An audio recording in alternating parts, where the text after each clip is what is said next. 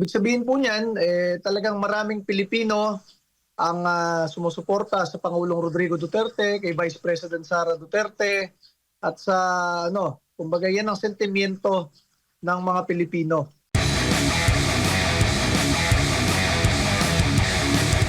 Kumusta po ang overall assessment po ninyo sa ating eleksyon 2025? Yes, sa resulta, okay naman para sa Duterte Youth Party List.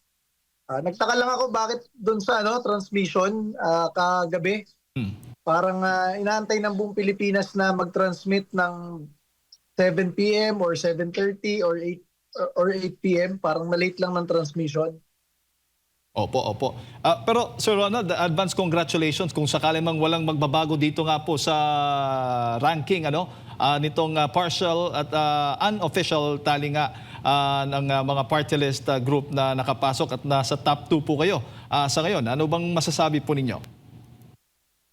Ibig sabihin po niyan, talagang maraming Pilipino ang sumusuporta sa Pangulong Rodrigo Duterte, kay Vice President Sara Duterte, at sa kumbaga yan ang sentimiento ng mga Pilipino. Suportahan ang mga Duterte. Opo. At kahapon, during sa eleksyon, marami pong yung mga kababayang nakatanggap din ng mga, mga reklamo, aberya sa mga ACM at iba pang mga reklamo sa pila na usual na nating naririnig na tuwing may eleksyon. Nakikita mo ba, may nakikita ho ba kayong improvement at least sa halala natin ngayon? Parang ganun lang rin. Kumbaga sa araw ng eleksyon na maraming syempre makikita natin yung mga reklamo at na-highlight. Siguro gagawin natin bago pa magkaroon ng susunod na eleksyon, magkaroon ng parang testing sa mga ginagamit pang eleksyon. Siguro 1 month before sa iba't ibang probinsya, kahit iba't ibang bayan, para lang matesting yung mga makina, hindi yung sa araw ng eleksyon nagfe-fail yung ibang makina. Sa tingin po ninyo, marami kasing nagsasuggest din kung po pwedeng gawing hybrid yung eleksyon natin. Mano-mano yung bilangan sa bawat presinto, then itatransmit nila yung resulta bawat presinto automated o yan nga, automate, baga online yung pagtatransmit, Sir Ronald. Yes, tayo po ay hindi election expert, pero narinig na natin yan, yung hybrid na recommendation na yan. Parang okay lang rin naman yan para doon mismo sa presinto, kitang-kita yung bilang. Kasi minsan may mga report na bumoto ka tapos iba yung lumabas, di ba? So, yung ganyang suggestion, yan ang solusyon doon. Yung magmamanual kayo sa presinto tapos automated na lang yung pag-transfer ng bilang, di ba?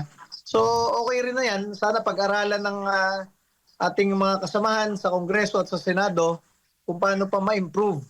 Hindi yung nagkakaroon ng glitches. Kasi nakita natin, kahit mismo nung bumoto si Pangulong Bongbong Marcos, napakamot pa siya sa ulo, nagkaroon ng konting glitch. Diba? So, kung yun, presidente na mismo na naka-encounter yun, baka marami rin naka-encounter. So, dapat there's always room for improvement pa. Ayusin pa natin ang todo. Kayo ho ba, nung bumoto kayo, nagkaroon kayo ng aberya? Nakaranas kayo ng aberya? Oo. Kapon, nung bumoto ako, hindi tinanggap nung ACM yung balota, tapos pinaulit sa akin, baliktarin ko daw. Tapos yun, tinanggap na sa pangalawang beses. Oo. Pero sa tingin mo, normal lang yon? I mean, dapat bang mas may improve pa na hindi ganun yung magiging dating ng mga botante pagdating dyan sa pagbibigay o pagpapasok ng kanilang balota, kasi minsan nagdududa yung mga botante, Chairman? Siguro sa aking pananaw, yung pagpinasok mo hindi tinanggap, tapos babaliktarin mo, tatanggapin, okay lang yon. Para yan yung nagpapasok ka ng pera sa vending machine, di ba? Na minsan kailangan mong baliktarin. Pero ang hindi lang katanggap-tanggap dyan, sigurado, yung kapag meron kang binoto, iba yung lumabas. Yun lang, di ba? So sana wala nang mga ganong experience next time na magkaroon ng election sa ating bansa. Opo. At doon sa pagboboto po ba ninyo sa balota, anong sa tingin po ninyong gamit yung balota natin? naging maingat ho ba kayo? Kasi napaka-sensitibo, hindi ho ba? Na kapag may mga smudges lang na malalagay, hindi na matatanggap. Gaya po namang experience ng ilan sa mga butante.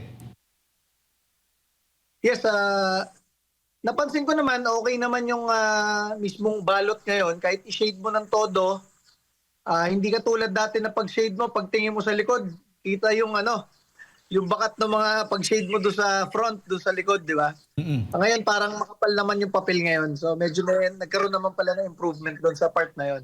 Opo, opo. Ngayon, dahil talagang malaki yung pag-asa, yung chance po talaga ninyo na makapasok sa Kongreso, ang Duterte Youth Party List, ano ho ba yung naiisip nyo na ngayon, na pinaghahandaan nyo na move o hakbang para po isulong dyan sa Kongreso? Unang-una, buti na natanong nyo, this week, papailan ko yung Kabataan Party List ng disqualification case para makatikim naman ng kauna-unahang disqualification case yan. O bakit ko sila papailan? Kasi udyok sila ng udyok na ma-disqualify kami dahil daw ni-red tag namin sila.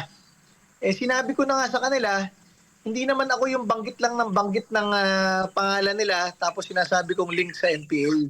Nagbabanggit ako ng mga pangalan ng miyembro nila na napatay na bilang NPA. So yun, medyo klaro ako doon. So kung sinasabi nila, nire-red tag ko sila, this week, ipa-file ko yung disqualification case laban sa kanila na nandun mismo yung pangalan ng miyembro nila at letrato ng miyembro nila na napatay bilang NPA. Kasi yung mga napatay na binabanggit ko, merong letrato kasama mismo yung mga congressman nila. Mm. So medyo klaro yon. Bakit naman na magrarally dun sa party list nila, yung kasamahan nila, tapos mapapatay bilang NPA? So may ipa-file kami either this Thursday or Friday, medyo konkreto na disqualification case dito sa Kabataan Party List. Hindi to red tagging. Mm. Kasi hindi naman nila mapaliwanag kung bakit yung miyembro nilang iyon napatay bilang NPA. Mm-mm. Gaano po kahalaga, Chairman, na maalis sa Kamara o sa Kongreso o sa gobyerno itong mga party list group na umano'y mga konektado dito sa CPP, NPA, NDF? Yes, importante yan. Kasi makikita mo merong trend, di ba? Hindi naman lahat miyembro ng NPA, pero bakit meron kayong mga miyembro sa iba't ibang panahon, sa iba't ibang taon, sa iba't ibang lugar na napapatay bilang NPA?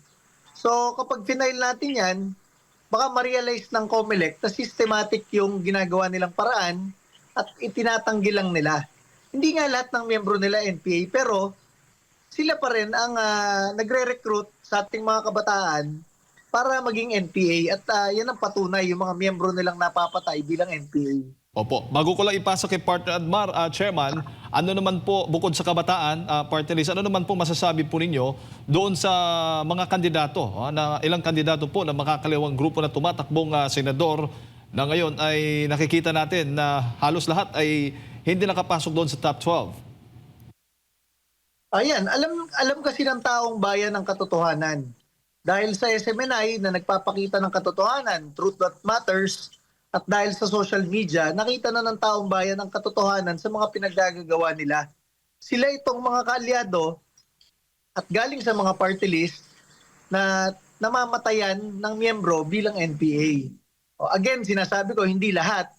Kasi baka sabihin, red tagging lang to si Cardema. Hindi naman lahat. Pero bakit doon ang gagaling sa inyo yung napapatay na NPA? At dahil dyan, nakita yan ng taong bayan at kaya ayaw sa inyo ng taong bayan. Hindi kayo pinapanalo kahit kailan bilang senador. Chairman, magandang umaga. Si Admar po ito. Nakikita niyo po ba, based dito sa mga resulta ng, lalo na sa national na posisyon, itong sa pagkasenador, nagtutugma ba doon sa mga sirkumstansya, sa mga pangyayari?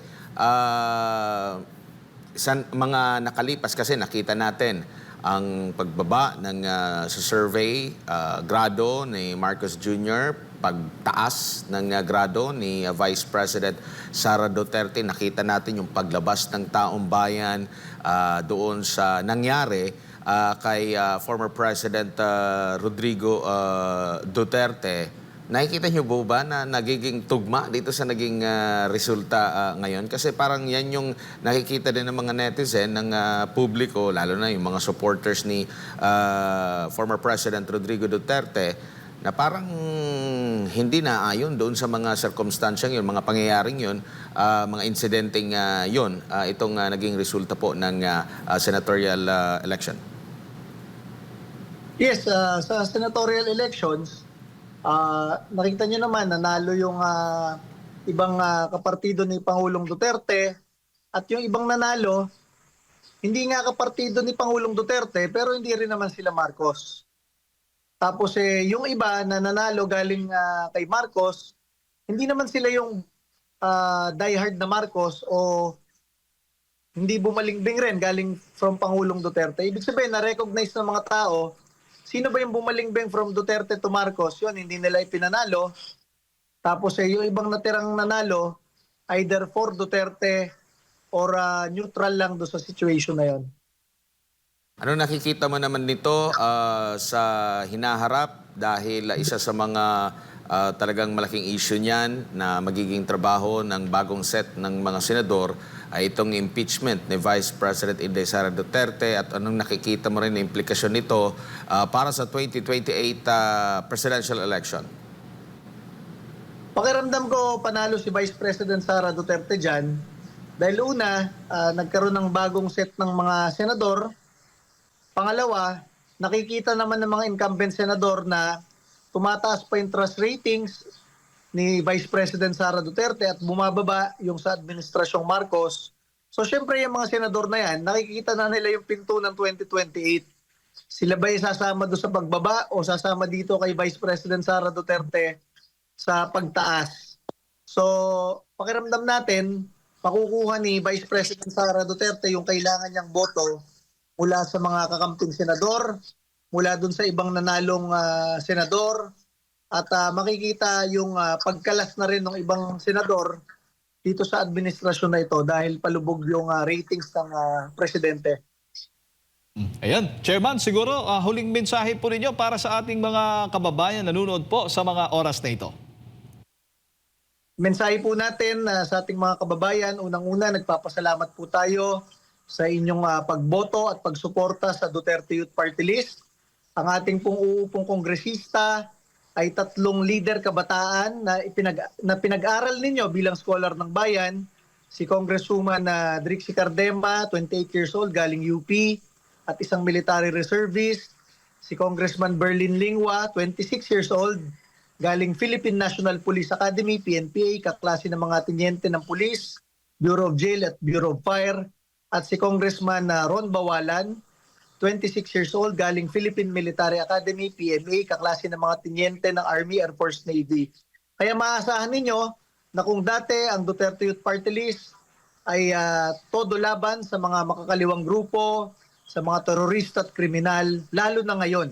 Dahil sa inyong tulong, dahil sa inyong suporta, mas pinalakas ninyo ang ating laban at nagkaroon tayo ngayon ng 2 pang magiging kongresista galing PMA at galing PNPA, kaklase ng mga tropa ng gobyerno. Kaya asahan ninyo, mas malakas ang ating laban ngayon, laban sa mga makakaliwang grupo at nagre-recruit sa ating mga anak papuntang NPA. Ayan, maraming salamat po, Chairman, sa inyong po oras at sa pagbibigay po ninyo ng impormasyon. Mabuhay po kayo. Ingat po. Salamat po, boss, and God bless po kay Pastor Apollo Kibuloy. Ayan po mga kababayan, si Chairman Ronald Cardema ng Duterte Youth Party List.